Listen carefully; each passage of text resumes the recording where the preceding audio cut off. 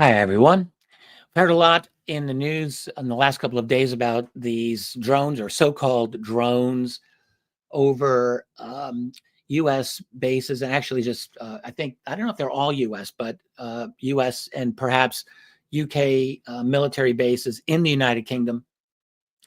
At least four bases that I have been able to find have tracked them. One is RAF Lakenheath, you have RAF Mildenhall, RAF Fairford, and RAF Feltwell. These are incursions over that restricted military airspace by unknown aerial vehicles. This is something the U.S. Pentagon has confirmed. They are calling them unmanned aerial systems or drones. Basically, everyone's calling them drones. They have been, at least at times, in multiple amounts. We're talking even perhaps dozens at a time or more than a dozen. So quite a few, very well coordinated. This has been going on since late November, a couple of weeks ago. And as I'm speaking here, it's December 3rd, 2024. This is a thing that's still continuing at this time. Some of these bases have the capability of either nuclear weapons or nuclear delivery systems like F-35s or B-52s, that type of thing. So it makes this a very, very serious matter. And there's a lot of other weird things about these drones. One, despite multiple sightings, at least 5, maybe 6, maybe more, as of my speaking right here, as that many, and yet none of these devices have been recovered, at least officially speaking. So there's really no concrete evidence about what they are, who made them, what they even look like. And the Pentagon is not giving any information about this whatsoever. I mean, there has been no description physically of what these drones are, other than at least a couple of reports said they were in multiple sizes and configurations. What does that mean? Well, size is pretty straightforward. So, but that doesn't really even tell us very much. And then configurations, does that mean the specific configuration of the drone, or maybe formation and configuration of flight patterns? That could be what they are meaning here as well. It's not really clear to me. There's very little information that the Pentagon or the UK military or UK authorities have given up over this. Now, what we can tell is that these drones, let's just call them that for now, have demonstrated some very impressive capabilities. I mean, they are able to penetrate restricted airspace repeatedly. It is believed, and I think this is a reasonable possibility, that they would have a fairly decent range, particularly if they're coming from offshore. Endurance, they appear to have been able to be in the air for quite long periods of time, and presumably able to evade interception or engagement by military personnel. They have been observed performing coordinated, and I guess we could say persistent operations. And the word swarming has been used. So there's that whole thing going on. So this is a really big challenge to any of the security measures of these military bases. In terms of how this has been responded to, the U.S. Air Force, General Pat Ryder, gave a pretty long press conference on this. You can find it. It's on YouTube. They've acknowledged all this. They're saying this has happened, and that they are actively monitoring the situation. I think that's the phraseology that they're using. And they are very quick to emphasize that none of the incursions have affected the operations of the base or the facilities or any of their assets and so forth. And the Air Force also stated that they're working with local authorities, local UK authorities, to address this. I don't know what they're doing in that regard. In terms of the origins, there's all kinds of speculation. Um, the Pentagon has been, I think, pretty careful not to accuse any other nation, basically thinking Russia or maybe China in that regard. Both of those nations do have very good drones. Russia's been using quite a lot of drones in their war in Ukraine. Would they be bringing these drones over the UK? Well, Russian and UK relations are at probably the lowest point that they've been maybe in many generations. They're terrible, frankly. So, is it impossible? Probably not impossible. Would they be doing these drone incursions in this way to trigger or to annoy or to spy on the UK? Presumably nuclear assets. Maybe. Seems like a stretch to me, but you can't rule anything out. Again, there are some videos that are out there. It's really hard for me to know if those are legitimate videos or not. I don't know that any of them have been actually confirmed. And so I'm hesitant to go by some of the video evidence that is out there. If they do get confirmed, fine. You can write a comment below to tell me. I'll look for that. But as far as what these things actually look like, we don't really have a good description of them, only that they have been in multiple configurations, again, whatever that means, or their specific performance capabilities have really not been addressed, but it does appear that they have significant capabilities. Now, one thing that is always forgotten when we hear anything having to do with UAPs in the news these days, one thing that's forgotten always is the history. History is always forgotten. And I just want to bring up the fact, and this may be related, this may not be related to what we're currently seeing. Nevertheless, there has been a long history of incursions by UFOs, let's call them UFOs, since that's what they were called for decades and decades, over U.S. and also other national military installations. Probably the most interesting series of them that took place over United States military bases might be the ones that happened during the later part of 1975. We're talking 49 years ago. And between October and December of that year, really late November even, you had a series of unidentified aerial objects that breached the airspace surrounding quite a few very strategic U.S. military bases, primarily that were housing ICBMs, that's intercontinental ballistic missiles, and other, sensitive assets. So you had actually two that took place at Loring Air Force Base in Maine. That's in late October of 1975. You have a very low flying craft that was tracked on radar approaching the base from the northeast, actually from Canada. Witnesses did see this. They did describe the object. It had a white strobe light. It had at least one red navigation light. There were attempts to communicate with this craft. It was unresponsive.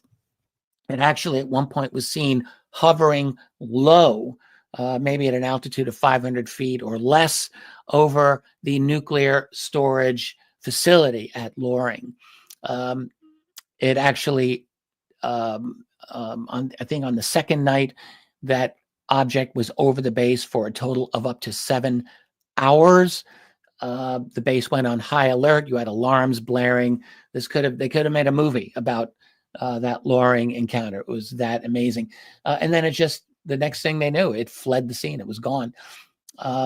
Didn't seem to be in any kind of stress. It just did what it did, hung out over the nukes, and then was gone. Over at Wurtsmith Air Force Base, that's in Michigan, on October 30th of 1975, you had an airman seeing a low-flying craft with running lights near the base perimeter. This object was very stealthy. It was kind of snooping around Wurtsmith, hovering over here, hovering over there, apparently silent, or maybe with the slightest bit of hum noise, but it was not easy to determine if it was actually giving a noise. That's how quiet it was. Highly maneuverable. Interesting thing about that incident is that there was a KC-135 tanker coming into Loring, and was a big tanker. It's not a fighter jet, but it was asked to pursue or at least investigate or get close to this object. So the object then took off and went south down Lake Michigan, and the KC-135 tanker followed that object in a real cat and mouse game. At a couple of points, the object seemed like it split into two and rejoined as one, if that's what it did. It never allowed the tanker to get closer than a certain distance, and then it took off.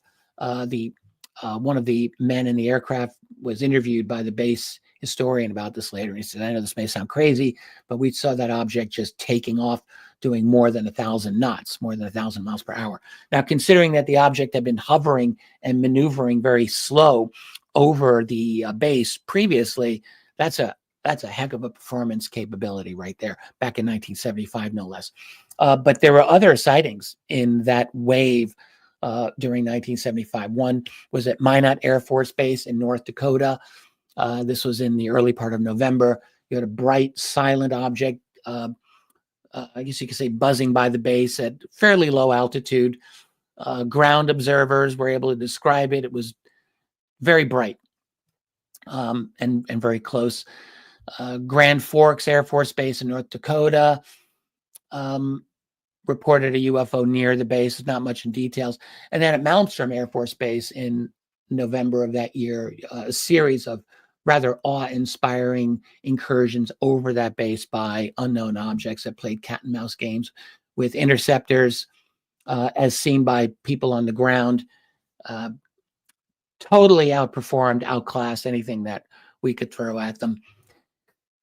So, and then there was also an undated incident at Warren Air Force Base in Wyoming, sometime around that period, where you had a missile launch crew reporting alarms being triggered at a Minuteman silo, while above ground you had security police looking at a very bright white object just lighting up the countryside and hovering over the silos. It's crazy. So basically, that's 1975. That's half of a century ago. You had, in other words, low-flying, low-altitude flights over sensitive military installations, unpredictable flight patterns and behaviors. Radar systems were not able to maintain continuous contact. These things were stealthy in terms of radar systems and electronic detection. Lack of communication, lack of identification of these, and some very, very descriptive witness, very good witness descriptions of unusual objects, like how these things look very unusual. But it wasn't just 1975. You know, there's an interesting case, several that took place in the UK in the past. People have all heard about the Rendlesham case, of course, from December 1980. There's a pretty interesting one from 1987 at a place called RAF Bulmer. In July of 1987, you had this is in Northumberland in England, you had a flight lieutenant named A.M. Wood, saw two bright round objects hovering, not super low, but not super high, maybe about a mile, 5,000 feet altitude. That was corroborated by radar data from two separate sources. One was the base radar there, and another one was at RAF Stakston Wold, so a secondary radar. So here you've got the object was described as being 4 to 5 times the size of a helicopter, so pretty large. The objects, there were two of them, they were seen to separate from each other. They were said to have been able to change shape, or at least that's what it looked like. One of them put out these protrusions like arms and legs, or at least it resembled that. Very, very strange. But you had very credible witness there, a trained military officer, and you had corroboration by multiple radar systems. Pretty interesting sighting. The fact is that in the history of this phenomenon, there have been countless accounts of incursions by stealthy, sneaky UFOs or UAP over sensitive installations. This is not a new thing. And so that's just a little flavor of the history that I'm talking about here. So going back to the current drone, if we want to call them that, incursions, we need to recognize these drones exhibit certain behaviors that are consistent with UFO reports going back decades and generations. These drones also exhibit unusual behavior, flying in coordination over several days, penetrating restricted airspace, apparently, we'll say, evading interception. I say apparently because I don't think that's been confirmed, but you would think we're talking about something that's going on day after day. So whatever we're dealing with, there's a level of sophistication here and a certain complexity. So it does make us wonder if these might not be ordinary drones. There may be something beyond that. Also, unknown origins. We do not know where these are from. Despite all whatever investigations are going on, the origin and identity of these drones remains unclear. So that, not surprisingly, is going to make us wonder, could they be something beyond Russian or Chinese? Don't know. Too early to say, in my opinion. But they do have, they seem to have impressive capabilities, potentially including significant range, significant endurance, and evasion techniques. I think all of those seem to be in play here. These abilities seem, I'll say seem to exceed those that are expected from commercial or recreational types of drones. And then, of course, we haven't recovered any evidence, at least not officially. So they haven't been taken down. So we can't analyze and determine what they are, what their design is, what their functionality is, and so on. It's really hard to say. I don't want to just jump in and say these are definitely UAP, definitely UFO. I think that is it's premature to say that. I'm looking for accounts that describe really extraordinary performance capabilities. There is a video that I saw circulating out. Again, I don't know if this is legit or not, that, if true, would seem to show a drone hovering and then moving off very quickly in response to what appears to be an aircraft on approach. If that's a legitimate video, I would call that interesting. If we can confirm that these drones actually have been able to evade interceptions, or let's say attempts to shoot them down, or attempts to disrupt them by electronic warfare means. I mean, you would think that electronic countermeasures would be able to deal with these.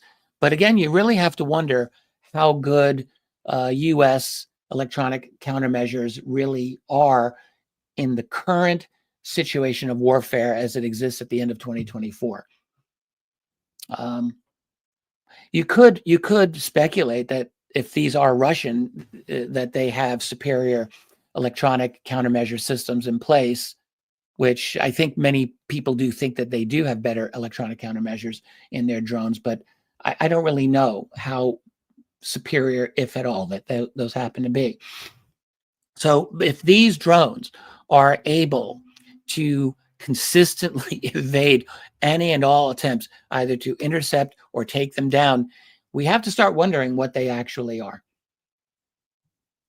And if they are Russian, well, that's just one more escalation in the completely deteriorated relationship that we have already been seeing between Russia and the West. It's not out of the question. It is possible. But what we really need is a little more information. I'm very hesitant to jump in and say it's one thing or it's another thing. This is a fascinating development, without a doubt. And I certainly am sure that many of us are going to continue to monitor this one. I'm going to keep looking at it And as soon as there's anything else that's interesting, I'll gladly jump on and share whatever it is that I'm able to learn, or anything else that's interesting at all. So that's it. I don't want to take any more of your time with this one. I'll be back with more updates in the near future, I am sure. I guess I'll say, if you like this video, please like, subscribe, share. You know what to do. Do visit my website at richarddolanmembers.com if you're interested in other things that I am up to. And that's it for now. I'll see you all again real soon. Take care. Let's keep fighting the good fight. Bye for now.